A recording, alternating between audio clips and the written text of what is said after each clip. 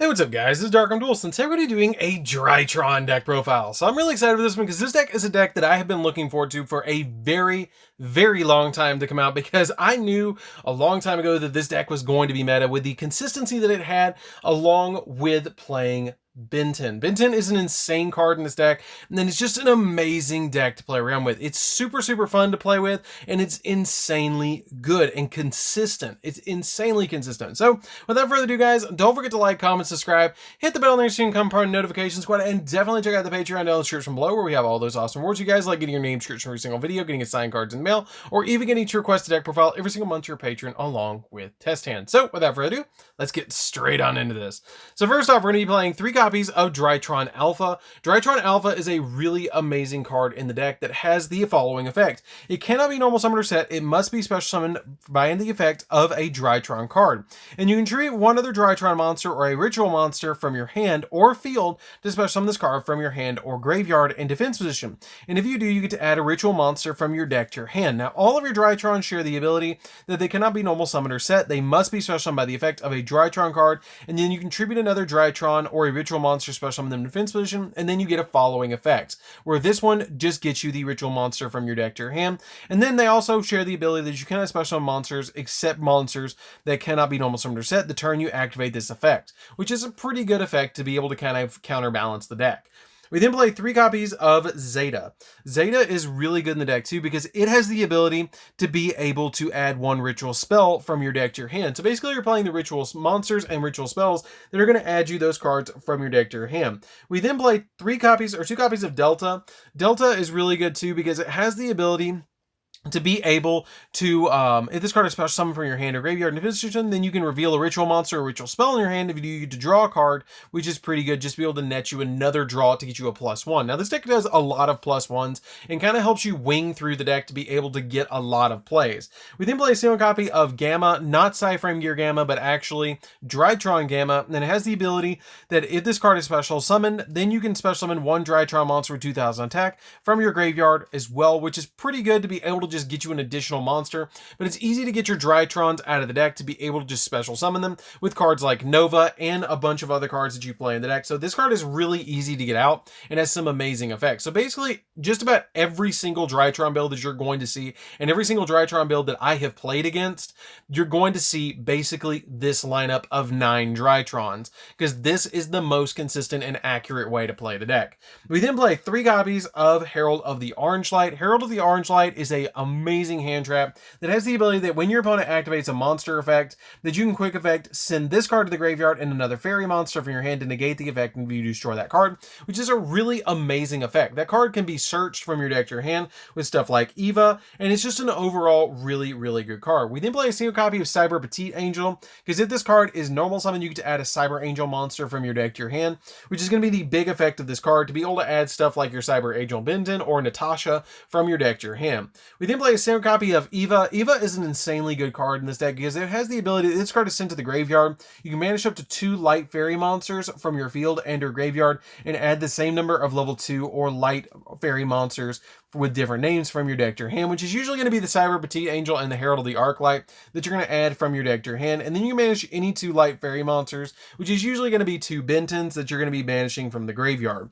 We then play a single copy of Manju, because it's like the only normal summon you have in the deck to be able to normal summon this card to your side of the field to be able to add any ritual monster or ritual spell from your deck to your hand, which is insanely good for consistency. 1 copy of Dawn Knight as well. Dawn Knight, you're going to be equipping onto a copy with Union Carrier onto one of your monsters, and it has the ability, if this card is sent from the field to the graveyard, you can send a light monster from your deck to the graveyard, which is the big effect of this card. And if this card is sent from your deck to the graveyard, you get to target a light monster in your graveyard and place it on top of your deck, but the big effect is sending a light monster from your deck to the graveyard. And then for the last main deck monster, we're going to be playing a single copy of the Vanity's Ruler outside of the rituals. So Vanity's Ruler is going to be ridiculously helpful in this deck, because Vanity's Ruler is going to get it where you can basically make it so your opponent cannot special summon monsters at all, which this card is going to be insanely easy to add from deck to hand as well with Benton, because Benton adds any light monster from your deck to your hand, which is an insanely good effect when it's tributed. So you can just add your copy of your Vanity's Ruler from your deck to your hand to be able to go off with your really, really easy plays. So that's it for the monsters, guys, that are not rituals. Let's get into the ritual monsters. So for the ritual monsters, I'm playing a single copy of the Drytron Meteonis ritual monster. I wanted to play one copy of this card because it's a really good big beat stick that has the ability you can ritual summon this card with a Meteonis Drytron, and then your opponent cannot target this card with monster effects, and the total level of monsters used for this ritual summon are at least 2 or less. Then this card can attack all special summon monsters your opponent controls once each, and during your opponent's turn, quick effect, you can banish a monster from the graveyard whose combined original attack equal 2,000 or 4,000, and you get to target one monster your opponent controls for every 2,000 attack of the total that was sent to the graveyard, which is a pretty good effect just to be able to pop multiple cards on your opponent's side of the field and be a 4K beat stick to be able to attack into your opponents. It's a really, really good beat stick on your side of the field. We then play a single copy of the real boss monster of the deck, and that is a single copy of Herald of Ultimateness. Herald of Ultimateness I never thought was going to be a good card because it was a level 12, but this deck kind of turned that on its head because this deck ritual summons using attack points instead of level, which makes the deck really weird. But basically what this card does is you can ritual summon this card with Oracle of the Herald, which you're never going to do, and then must be ritual summoned and cannot be special summoned by other ways, which you're going to ritual summon this card. And then during either player's turn, when an opponent's monster or opponent would special summon a monster or activate a spell or trap or monster effect, you can send a fairy monster from your hand to the graveyard to negate the summon or activation if you destroy that card. But this card is extremely easy to summon because you can summon this card for 1 tribute since it's sitting right at 2,000 attack points. With the Drytron ritual spell, this card is ridiculously easy to go into. We then play a single copy of Ancient and Ascendant, which is actually basically just a searchable hand trap in the deck because you can search it out of the deck because it's a light monster and it has the ability that you can ritual summon this card with a Sprite's Blessing, and then when your opponent activates a card or effect that targets a monster you control, you can quick effect discard this card, negate the activation, and then while this card's on the field, when your opponent would special summon a monsters, quick effect, you can return this card to your hand to negate the special summon if you do banish that monster, which is a really good effect. But you're going to have to use 2 of your Drytron monsters to summon it, which is going to be kind of not the greatest to go into when you have stuff like your Herald of the Ultimateness, but preventing targeting is pretty good to have you an additional hand trap. We then play 3 copies of Cyber Angel Benton, which this card is insanely good in the deck, and probably one of the craziest cards in the entire game of Yu-Gi-Oh! Right now because it has the ability that if this card is tributed, you get to add a light fairy monster from your deck to your hand, and that's not once per turn, that's every single time it's tributed, which it combos extremely well with your Drytron monsters because they tribute a ritual monster to summon themselves, and then basically if you tribute Benton, summon this, you're going to get a light fairy, and then you're going to get a ritual monster, or you're going to get a ritual spell, so you're basically grabbing anything that you need with your copy of Benton and then one of your Drytron monsters. This card is ridiculously consistent in the deck, and you've got to play 3 copies of it. We then play a single copy of Cyber Angel Natasha. Natasha is kind of weird in the deck because it has the ability, like, this card is really weird because what it does is basically you can ritual summon this card with Cyber Angel Ritual, and then once per turn you can target one face-up monster you control and gain life points equal to the half of the attack of that monster. And then when a ritual monster you control is targeted for an attack, you can negate the attack, and if this card is in your graveyard, you can banish one other Cyber Angel monster from your graveyard to target a monster your opponent controls and special summon this card, and if you take control of that opponent's monster. So you have Bentons in the graveyard, and then you just banish the Benton, special summon this, and take an opponent's monster away from them. This card is really good while the Bentons can be played in the deck, because I really feel like Benton's probably going to get banned in the next, maybe not the next list, but maybe the following one after that. So that's it for the monsters, guys. Let's get into the spells. So for the spells, we're going to be playing a single copy of Foolish Burial. So Foolish Burial is going to be really helpful in the deck as a one-of to send any of your cards that you need directly to the graveyard so you can get your plays rolling. One copy of Instant Fusion. This is kind of like an extra copy of Called by the Grave, which we also play one of to summon out a Millenniumized Restrict to protect your plays, because getting your plays off is very important in the deck. Even though this card deck can play through multiple negations, it's just really good to have the Called by the Grave and the Instant Fusion to pop off. One of the Drytron Ritual cards, this card is insanely good because it has the ability that this card can be used to ritual summon any ritual monster from from your hand or graveyard, and you must also tribute machine monsters from your hand or field whose total level or total attack equal to the or exceed the attack of the ritual monster you're trying to ritual summon. And if this card is in your graveyard, you can target one Drytron monster you control. It loses exactly 1,000 attack until the end of your opponent's turn, and if you do, you add this card from your graveyard to your hand to be able to just go off with this card again. You can only use each effect of this card. You can only use this effect of the card once per turn to recover it, which is still a really amazing effect.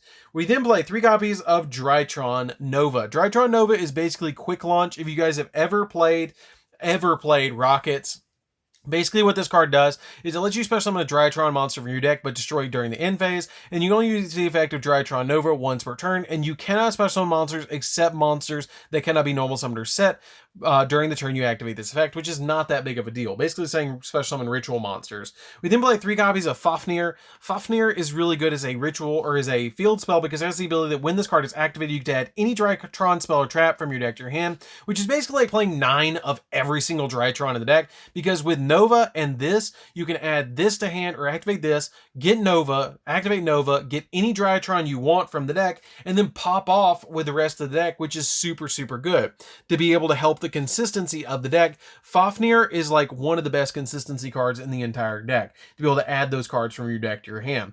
Then we play 3 copies of Cyber Emergency, which is like playing 3 more of each Drytron because it lets you add any light machine monster that cannot be normal summoned or set, and all of your Drytrons can't be normal summoned or set. So this is a Cyber Dragon card that actually benefits the entire Drytron package, which is insane. We then play 3 copies of Preparation of Rites, because Preparation of Rites lets you add one of your level 7 or lower ritual monsters from your deck to your hand, and then add a ritual spell from your deck graveyard to your hand if you want to.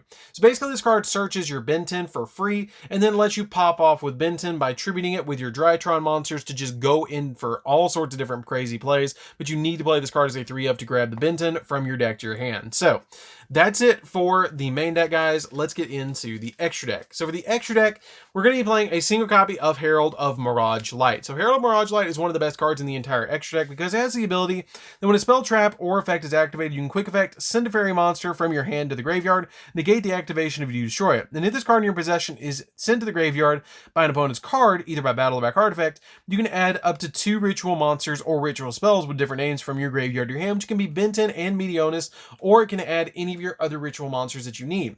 1 copy of Access Code Talker to give us additional pops, Appaloosa just to negate stuff, 1 copy of Unicorn to pop spells and traps, Phoenix to pop, or not pop spells or traps, but bounce stuff, Phoenix to pop spells and traps, 1 copy of Geonator. Geonator is really cool in the deck because basically it can help you protect your copy of your Vanities Ruler, because it has the ability, if this link summon monster points to a card, or this linked card and monsters it points to cannot be destroyed by your opponent's card effects, which is a pretty neat effect to be able to protect it, to be able to protect your monster. So I really like playing this card as a 1-of in the deck.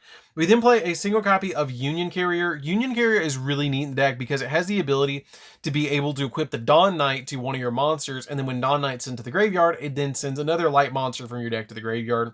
1 copy of Masquerena. Masquerena is kind of cool because it can help you go into your Appaloosa really easily. 1 copy of Relinquished Anima because all of your Drytrons are level 1, and this card's really helpful to gobble up opponent's monsters. Along with your Millenniumize Restrict, you can link this into Millenniumize Restrict, or link Millenniumize Restrict into this. 1 copy of Link Rebo because you're playing primarily level 1s in the deck. Millenniumize Restrict because you can use Instant Fusion to go into this card to protect your boards. 1 copy of Divine Arsenal AA Zeus because you can go into this card extremely easily with the Xyz monsters we're playing. 1 copy of Downer Magician because it can help you give additional materials to your copy of Divine Arsenal. 1 copy of the Leerlusk Assembled Nightingale. Nightingale is really easy to summon in the deck and can attack your opponent directly, and then during main phase 2, you can go Downered and then your copy of AA Zeus to have a AA Zeus with 4 materials on it. And then a single copy of Fucho. Fucho is really good in the deck too because this card is literally unaffected by all their card effects. And then once per turn, you can detach 2 materials from this card, and for the rest of this turn, it cannot be destroyed by battle either.